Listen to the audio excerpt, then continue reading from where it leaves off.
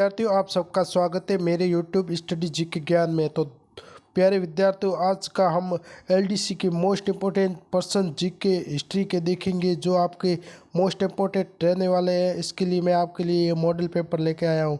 तो दोस्तों, वीडियो को अंत तक देखें, तभी आपको समझ में आएगा। वीडियो बहुत ही खास होने वाला है। तो चलिए शुरू करते हैं, आपका बिना टाइम वेस्ट किए मोस्ट इम्पोर्टेंट प्रश्नों की ओर। तो दोस्तों शुरू करते हैं। तो दोस्तों, सबसे पहला प्रश्न है, आग महाजनपद की राजधानी क्या थी? तो दोस्तों, आपके ऑप्शन है ए चंपा, बी वैशाली, सी पुष्कलवती और डी कौशाम्बी। तो दोस्तों, आपके राइट आंसर की बात करें तो आपका ए राइट आंसर हो जाएगा चंपा। चंपा है जो आग महाजनपद की राजधानी थी। तो दोस्तों, चलिए चलते हैं अगले प्रश्न की ओर।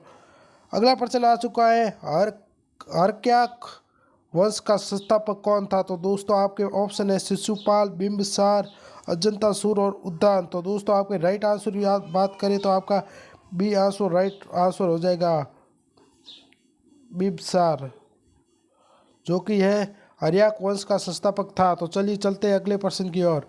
अगला तीसरा प्रश्न है, भारत पर आक्रमण करने वाला पहला विदेशी कौन था? तो दोस्तों, आपके ऑप्शन है ए डेरियस, सी बी सिकंदर, सी सेल्यूकस और डी फिलिप्स। तो दोस्तों, आपके राइट आंसर की बात करें तो आपका ए आपका राइट आंसर हो जाएगा डेरियस। ये आपका राइट आंसर हो जाएगा। तो चलिए चलते हैं चौथे प्रश्न की ओर। तो दोस्तों, चौथा प्रश्न हमारे सामने आ सकता है प्यारे विद्यार्थियों। तो चौथा प्रश्न है, गौतम बुद्ध की माता का क्या नाम था? दोस्तों, मोस्ट इंपॉर्टेंट प्रश्न है, कई बार पूछा गया है, तो इसलिए आपको ध्यान में रख लेना है। तो दोस्तों, इसके राइट आंसर की बात करें तो आपका ऑप्शन है गौतमी, बी महामाया, सी यशोधरा और डी चलना।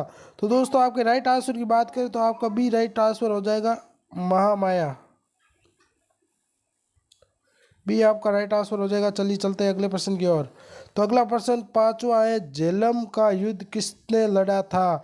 तो दोस्तों, आपके ऑप्शन है ए अमीर और सिकंदर, पोरास और सिकंदर, योद्धा और सिकंदर और गदानंद और सिकंदर। तो दोस्तों, आपके राइट आंसर की बात करें तो आपका बी आपका राइट आंसर हो जाएगा प्यारे विद्यार्थियों, पोरास और सिकंदर। बी आपका राइट आंसर हो जाएगा मेरे प्यारे विद्यार्थियों। तो चलते हैं छठे प्रश्न की ओर। छठा प्रश्न है, गौतम बुद्ध का घर छोड़ना माँ 20 निष्क्रमण के कारण धर्माभिषेक, धर्म परिवर्तन, माँ परिनिर्माण के नाम से जाना जाता है। तो दोस्तों, आपका राइट आंसर की बात करें तो आपका ए आपका राइट आंसर हो जाएगा। अगले छठे प्रश्न की ओर चलते, सॉरी दोस्तों, सातवें प्रश्न की ओर चलते हैं। सातवां प्रश्न है, प्रथम तीर्थंकर ऋग्वेद देव का प्रतीक क्या था? हाथी, बी बैल, सी शैल और डी सॉरी शेर और डी सील नीला कमल। तो दोस्तों, आपके राइट आंसर की बात करें तो बी आपका राइट आंसर हो जाएगा। राइट आंसर की बात करें तो दोस्तों, आपका बी आपका राइट आंसर हो जाएगा। बैल है जो प्रथम तीर्थक ऋग्वेद का प्रतीक था। तो दोस्तों, चलते आठवें प्रश्न की और आठवां प्रश्न है, महावीर स्वामी को ज्ञान कहाँ से प्राप्त हुआ था? तो दोस्तों, मोस्ट इंपोर्टेंट प्रश्न है, परीक्षा में सीधा करप्ट हो सकता है। एलडीसी एग्जाम हिस्ट्री के में आपके प्रश्न पूछे जाते हैं। तो दोस्तों, इसके आपके ऑप्शन है कौशाम्बी, नालंदा, जुबी का ग्राम और अनंतपुरी। तो दोस्तों, आपके राइट आंसर की बात करें तो सी आपका राइट आंसर हो जाएगा अनंतपुरी। सॉरी दोस्तों, डी आपका राइट आंसर हो जाएगा अनंतपुरी। चलिए चलते हैं अगले प्रश्न की ओर। अगला प्रश्न है, पाटलिपुत्र की स्थापना किसने की थी? दोस्तों, मोस्ट इंपोर्टेंट प्रश्न है, कई बार आ चुका है, अगली बार भी आ सकता है, मोस्ट है, इसलिए ध्यान रखना। तो दोस्तों, आपके ऑप्शन है बिम्बिसार, उद्दान, शिशुनाग और चंद्रगुप्त। तो दोस्तों, आपके राइट आंसर की बात करें तो बी आपका राइट आंसर हो जाएगा उद्दान। उद्दान ने जो है पाटलिपुत्र की स्थापना की थी। तो दोस्तों, अगले ऑप्शन की ओर चलते हैं। अगला प्रश्न है, किस मौर्य शासक को अभित्र घाट के नाम से जाना जाता है? तो दोस्तों, आपके ऑप्शन है चंद्रगुप्त, बी बिंबुसार, सी अशोक और डी दशरथ। तो दोस्तों, आपके राइट आंसर की बात करें तो राइट आंसर आपका हो जाएगा बी बिंदुसार। बी आपका राइट आंसर हो जाएगा। तो अगले प्रश्न की ओर चलते हैं। 11वां प्रश्न है, सिंधु घाटी सभ्यता के किस स्थल से प्रोटो शिव सील मिली है? तो दोस्तों, मोस्ट इंपोर्टेंट प्रश्न है, ध्यान में रखना, आ सकता है, सीधा करप्ट हो सकता है। आपके ऑप्शन है मोहनजोदड़ो, लोथल, कालीबंगा और बनावली। तो दोस्तों, आपके राइट आंसर की बात करें तो ये आपका राइट आंसर हो जाएगा, जो कि है मोहनजोदड़ो। अगले प्रश्न की ओर चलते हैं। अगला प्रश्न है सिंधु घाटी सभ्यता के किस स्थल से दोहरी कब्रें मिली हैं? तो दोस्तों आपके ऑप्शन है बनवाली, धौलावीरा, सुरकोंडा और लोथल। तो दोस्तों आपका डी आंसर राइट हो जाएगा। तो दोस्तों आपका लोथल है जो राइट हो जाएगा। अगले प्रश्न की ओर चलते हैं। अगला प्रश्न है आपका 13वां सिंधु सभ्यता का सबसे बड़ा भारतीय स्थल कौन सा है? तो दोस्तों आपके ऑप्शन है रोपड़, लोथल, कालीबंगा और धौलावीरा। तो दोस्तों आपके राइट आंसर की बात करें तो दी आपका राइट आंसर हो जाएगा धौला।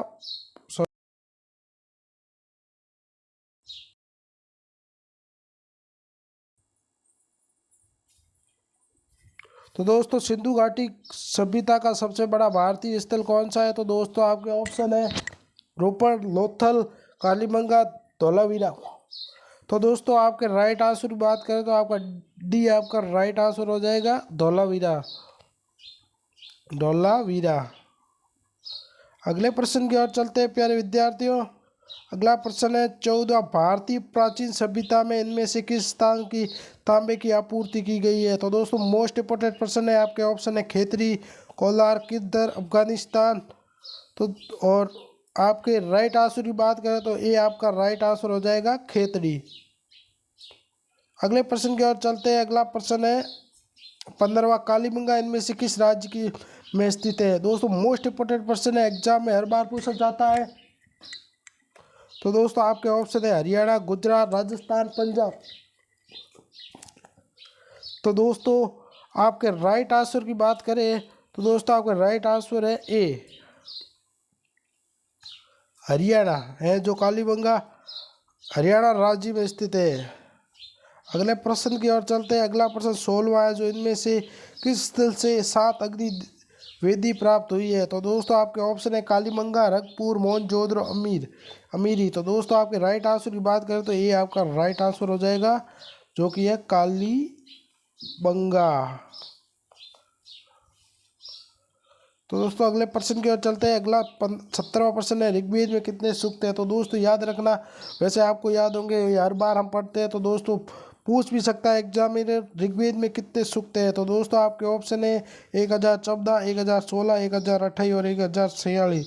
तो दोस्तों आपके राइट आंसर की बात करें तो आपका सी राइट आंसर हो जाएगा 1028 है, जो ऋग्वेद में सूक्त है। सी आपका राइट आंसर हो जाएगा। अगले प्रश्न की ओर चलते हैं। 18 प्रश्न है गोपथ ब्राह्मण इनमें से किस वेद से संबंधित है? तो दोस्तों आपके ऑप्शन है ऋग्वेद, सामवेद, यजुर्वेद, अर्थवेद।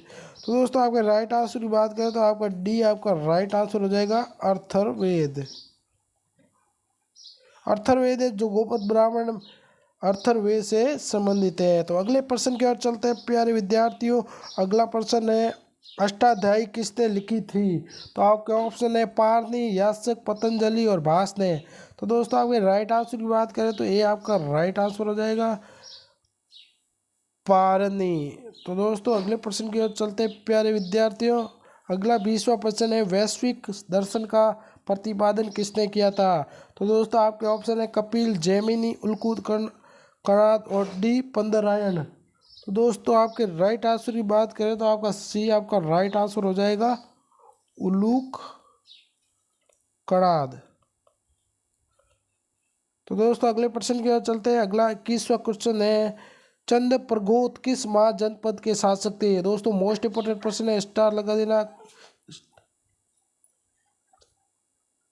स्टार लगा देना। तो आपके राइट आंसर की बात करें तो आपके ऑप्शन है अवंती, वत्तीस और मत्स्य और अस्मक। तो दोस्तों आपके राइट आंसर की बात करें तो ये आपका राइट आंसर हो जाएगा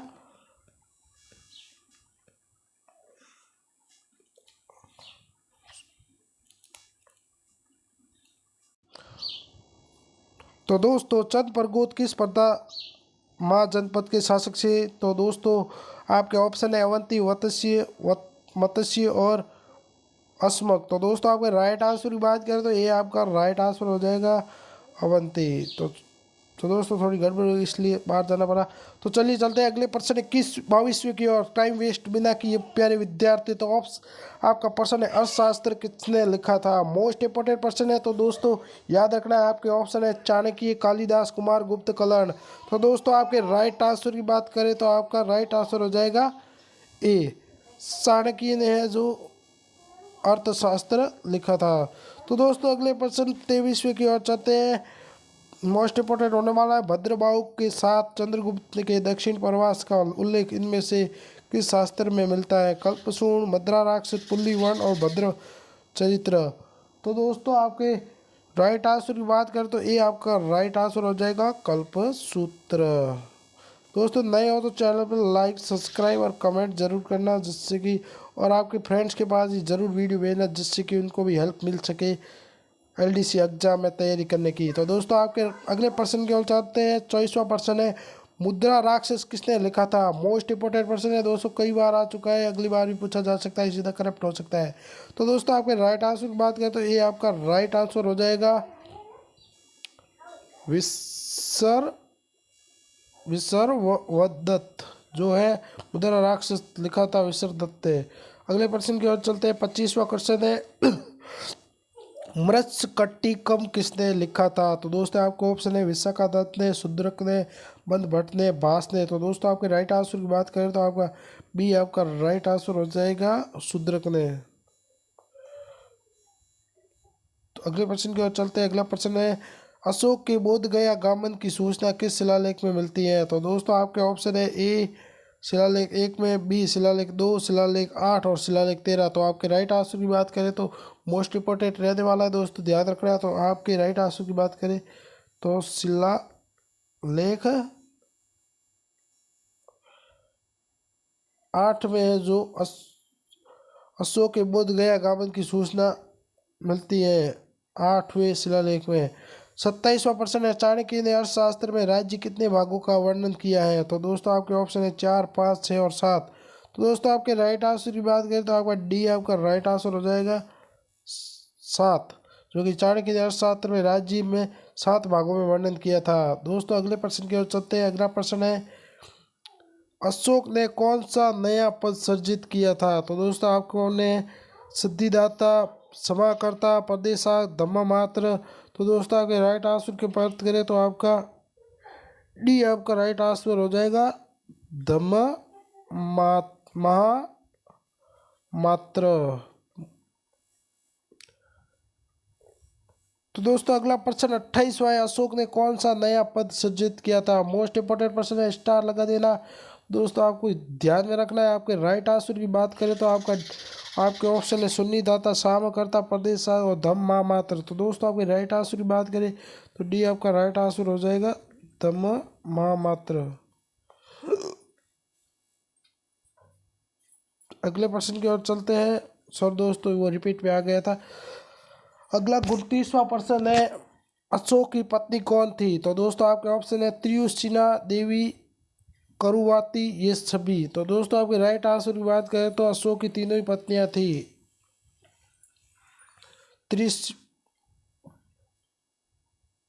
तो दोस्तों अशोक की तीनों पत्नियां थी त्रियुसिता देवी और करुणावती।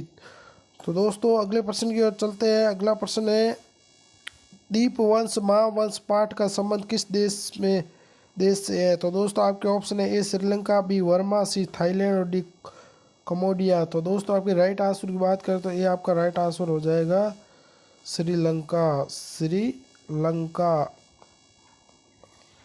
जो दीपवंश महावंश पाठ का संबंध है ना दोस्तों, तो वो श्रीलंका से है। अगले 31वें प्रश्न की ओर चलते हैं बिना टाइम वेस्ट किए। दशराजन युद्ध किसकी विजय हुई थी। तो दोस्तों आपकी राइट आंसर की बात करें तो आपके ऑप्शन है सुदास, बालदास, सीवी और तुर्वंश। तो दोस्तों आपके राइट आंसर की बात करें तो ये आपका राइट आंसर हो जाएगा सुदास। अगले प्रश्न की ओर चलते हैं। अगला प्रश्न मोस्ट इंपोर्टेंट होने वाला है वैदिक काल की चिताब नदी का क्या नाम था। तो दोस्तों मोस्ट इंपोर्टेंट प्रश्न है, कई बार एग्जाम में आ चुका है और अगली बार भी कमेंट आ सकता है। तो दोस्तों आपके कमेंट में इसका आंसर देना है। तो दोस्तों इसके राइट आंसर की बात करें तो आपके ऑप्शन है विस्तारता, अस्कानी, विषाता और पुरुषवनी। तो दोस्तों आपके राइट आंसर की बात करें तो ये आपका राइट आंसर हो जाएगा विस्तारता। तो दोस्तों अगले प्रश्न की ओर चलते हैं। अगला प्रश्न है, किस ब्राह्मण ग्रंथ में जुत्तई के अनुष्ठानों का वर्णन है? तो दोस्तों आपके ऑप्शन है सात पद, ऐतरेय, गोपद, कौशाम्बी। तो दोस्तों आपके राइट आंसर की बात करें तो ये आपका राइट आंसर हो जाएगा सतपथ। अगले प्रश्न की ओर चलते हैं। अगला प्रश्न मोस्ट इंपोर्टेंट रहने वाला 34वां है, सत्यमेव जयते इनमें से किस ग्रंथ से लिया गया है? दोस्तों मोस्ट इंपोर्टेंट प्रश्न है, कई बार आ चुका है, अगली बार भी आ चुका है। दोस्तों मैं आपके लिए मोस्ट ही लेकर आया जो कई परीक्षा में सीधे करेक्ट हो सकते हैं, इसलिए क्लास को लास्ट तक देखिए। तो दोस्तों आपके राइट आंसर की बात करें तो भी आपका राइट आंसर हो जाएगा मंडकोपनिषद है, जो सत्यमेव जयते मंडकोपनिषद ग्रंथ से लिया गया है। तो बी आपका राइट आंसर हो जाएगा। अगले प्रश्न की ओर चलते हैं। आपका अगला प्रश्न लास्ट प्रश्न दोस्तों, सर्वप्रथम 4 आश्रमों का उल्लेख मिलता है? तो दोस्तों जवाब लो, उपनिषद, बृहदारण्यक उपनिषद, परसोपनिषद, केनोपनिषद। तो दोस्तों आपके राइट आंसर की बात करें तो राइट आंसर हो जाएगा ए, जवाब लो निश्चय से। तो दोस्तों चैनल पे नए आए हो तो सब्सक्राइब ज़रूर कर लेना, इसलिए मैं आपको अगले और क्लासेस लेते रहूँगा। तो दोस्तों चैनल पे नए आए सब्सक्राइब कर देना, लाइक कर देना और अपने दोस्तों के साथ शेयर ज़रूर करना, जिससे उनको भी मोस्ट इम्पोर्टेंट पर्सन पढ़ने को मिल जाए। और तो दोस्तों अगला मॉडल पेपर मैं आपके लिए लेके आऊँगा मोस्ट इम्पोर्टेंट। तो दोस्तों इसलिए चैनल को सब्सक्राइब कर दे। तो चलिए तब तक के लिए बाय, अगले वीडियो में मिलते हैं।